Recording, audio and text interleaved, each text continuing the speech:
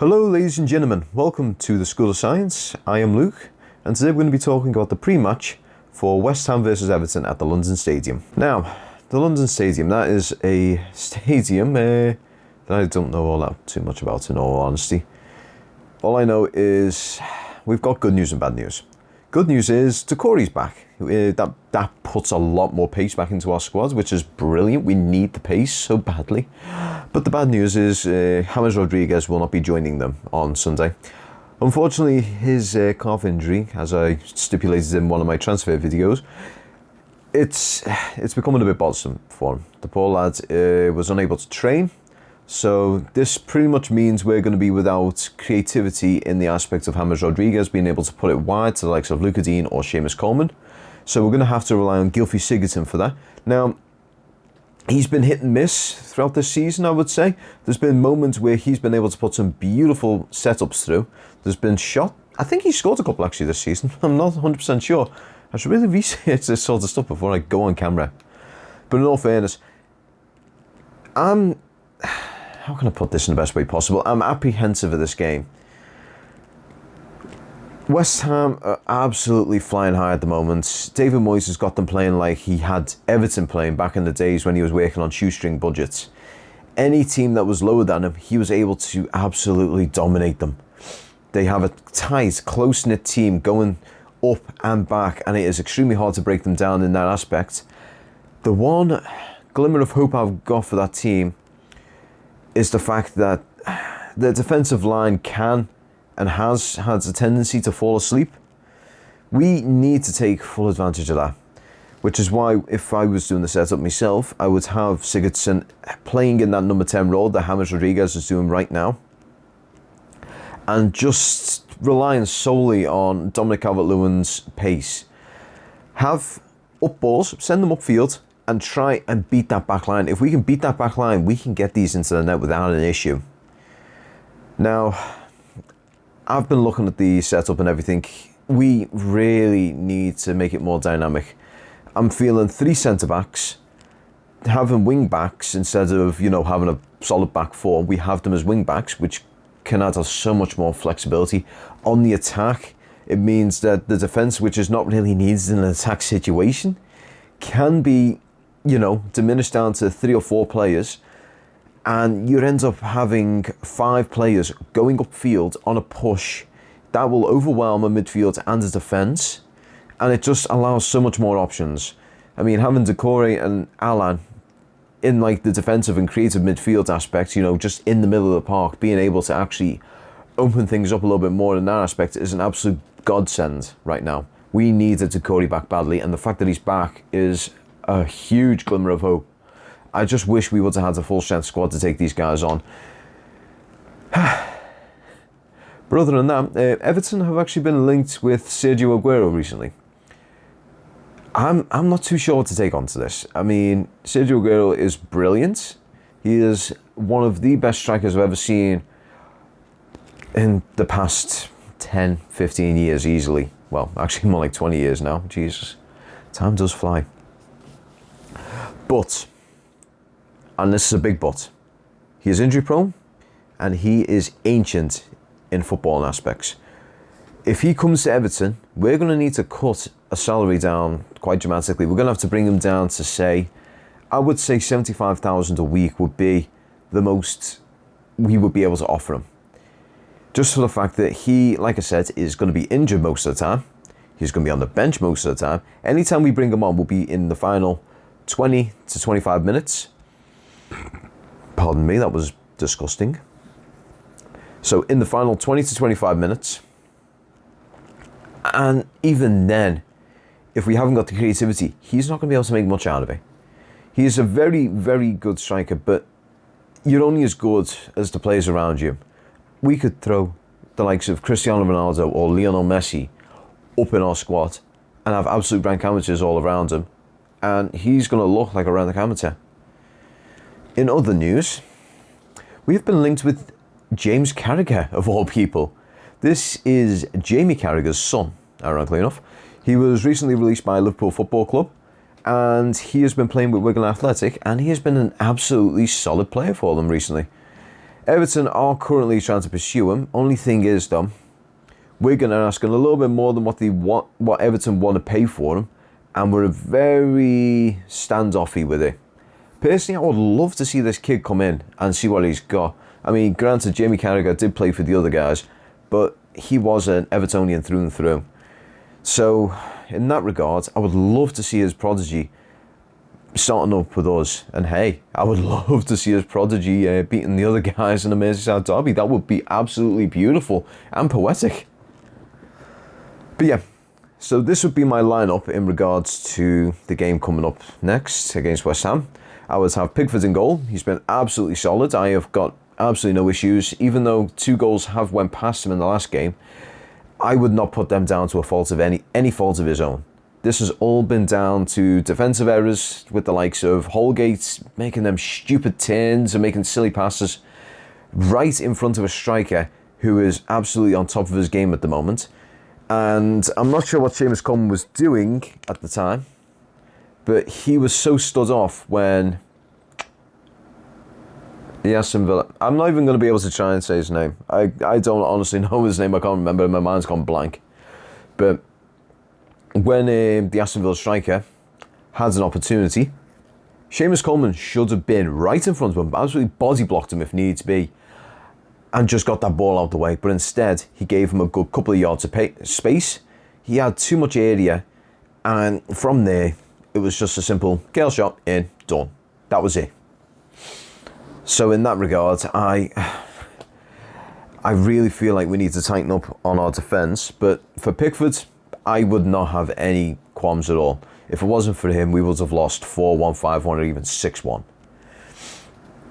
For the back line, I'm not going to be doing a back 4, as you probably noticed. I'll be doing a back 3.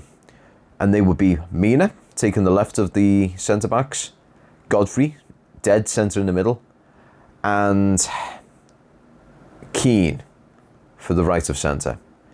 Now, you're probably thinking, where's Holgate? Well, previous game speaks for itself. He would be on the bench.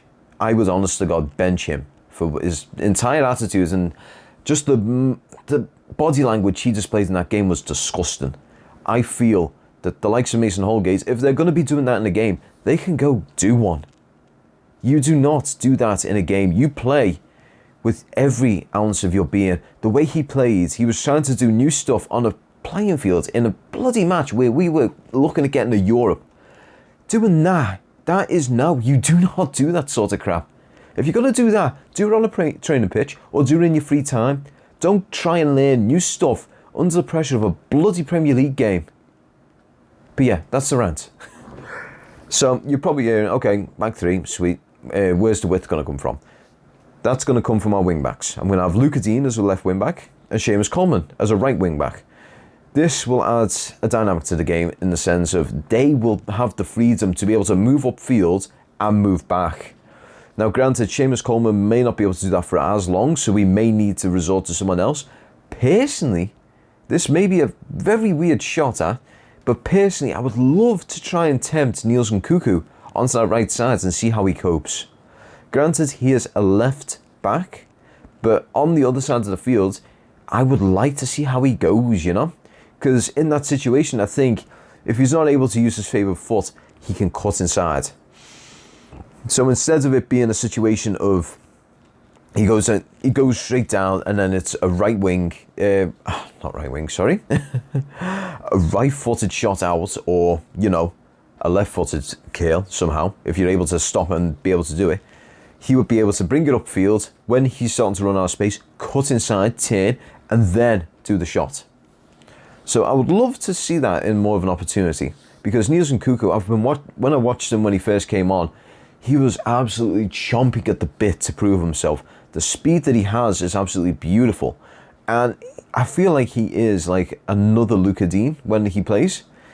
He's got that, he almost has a bit of a sixth sense when it comes to actually making a pass. He can make a brilliant pass and the runs are brilliant. He's got the speed, he's got the pace to do it. So, in the centre of the field, just slightly above the wing backs, I would have Decore and Allen. I would start Decore more than anything. The guy's been back into full training, so I feel like he needs to get into that game. In situations, let's say, for argument's sake, we're 1 or 2 goals up, which may or may not, we don't know, and he's starting to look like he's starting to wear down, then I would probably bring him off for the likes of Tom Davies. So then it's a more, like it becomes more of a back 6 instead of a back 3 with 2 wing backs, because then we can bring it and pop. If we need to park the bus, we have to park the bus. It's that simple.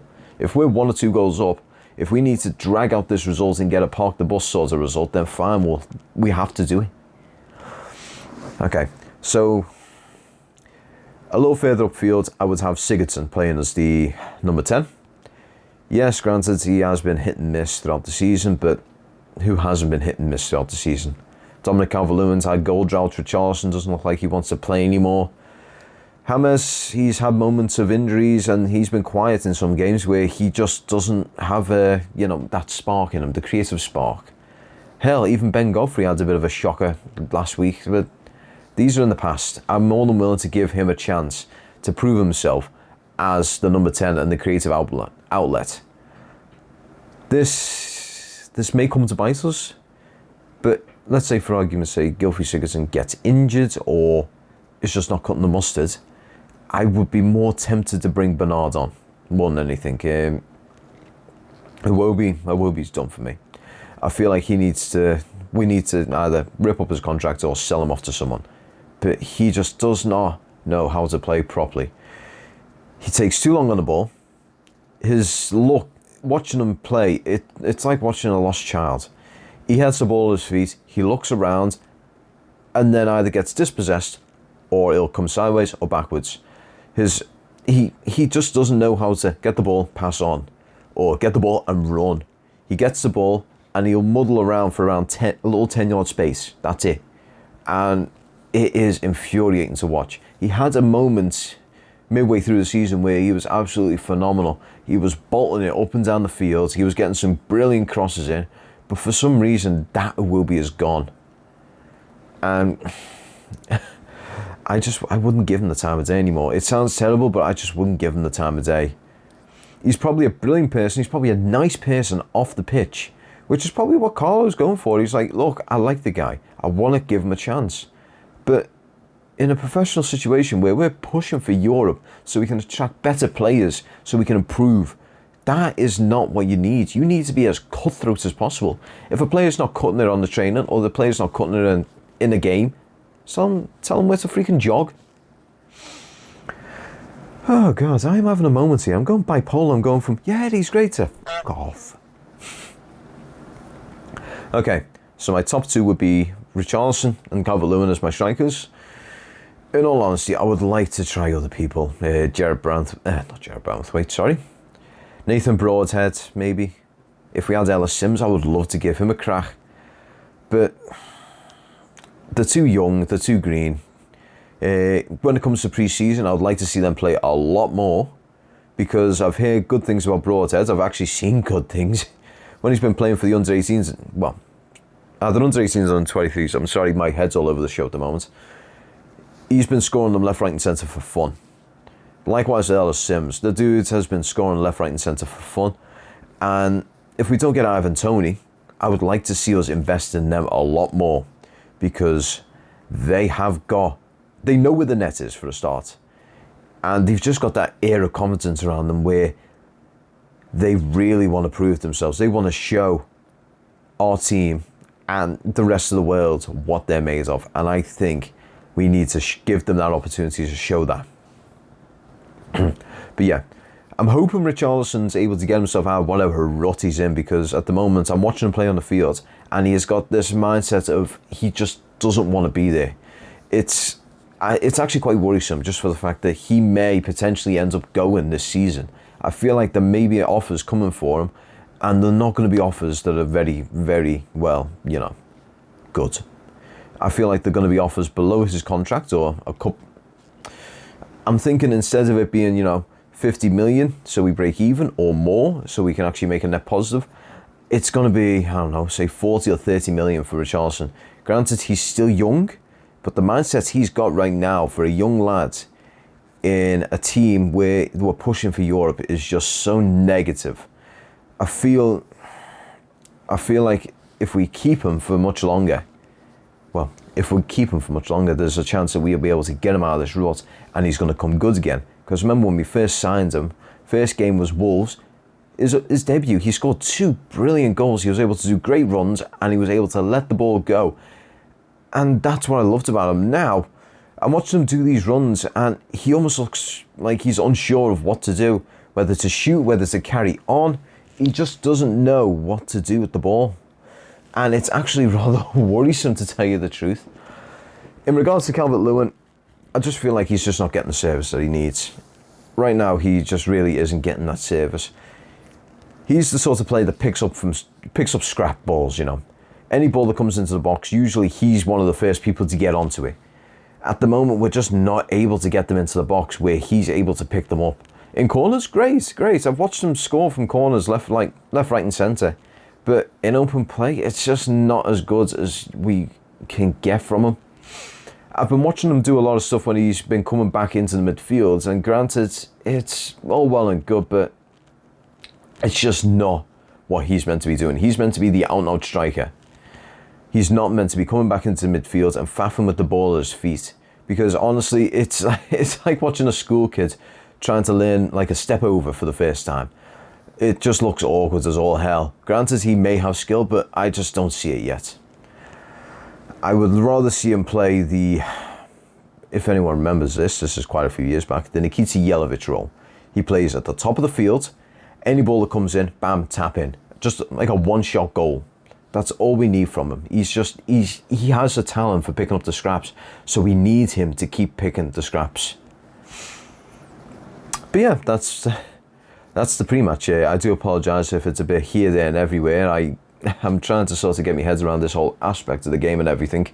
Well, not really the game or what I'm doing right now, actually commentating towards the camera. Because right now I'm just looking dead centre at the camera and I'm probably doing what I'm doing last time. So if you noticed last time in the video, I'm doing this. So I'm talking sort of with my head tilted slightly. I'm trying my best to try and keep composure, keep everything straight in front. And as you can tell, the words are kind of getting a little bit muddled up. But hey, we learn with experience, don't we? Okay guys, thank you very much for watching. We may potentially do a watch along. Depends on how you guys react to this. If you would like to see a watch along where I actually get the game up and I'll watch this whilst commentating to you, I am more than happy to do so. I love the concept of these things and hell, I've got the equipment for it. I would love to do watch alongs. But if you guys would rather me do something else, maybe instead of a watch along, maybe, you know, with the post match, that will be happening regardless. But it would probably be a much shorter post match, so it would probably only be like 5 or 6 minutes because the watch along will take up so much of the time. And I will probably be expressing all my opinions in the watch along that I would have very little to offer when it comes to the post match. So it's entirely up to you guys. You would either get the watch along and a shorter post match, or we're going to do like a really long post match where I'm going to cover as much as possible. I'll be covering every single blade of grass on the damn field. So yeah guys, I'd like to thank you all very much for watching. If you like what you're seeing, hit the like button. If you didn't, well, you can always suggest in the comment section where I can improve, or if you want to suggest something else to me, please, by all means, put it in the comment section below. And if you're new to the channel, please hit that subscribe button and also hit the bell. YouTube's algorithm's a little bit weird at the moment, so when I upload stuff, even if you're subscribed, you may not get the notification to say, hey, the School of Science is, you know, putting stuff up. You might want to, you know, come have a little watch, see what's going on. So yeah guys, I'd like to thank you all very much for watching, and I hope you have a lovely morning, noon, afternoon, evening, night, Durin's Day, whatever it is where you are right now and when you're watching it. I hope you have a good one. Take care guys. Peace.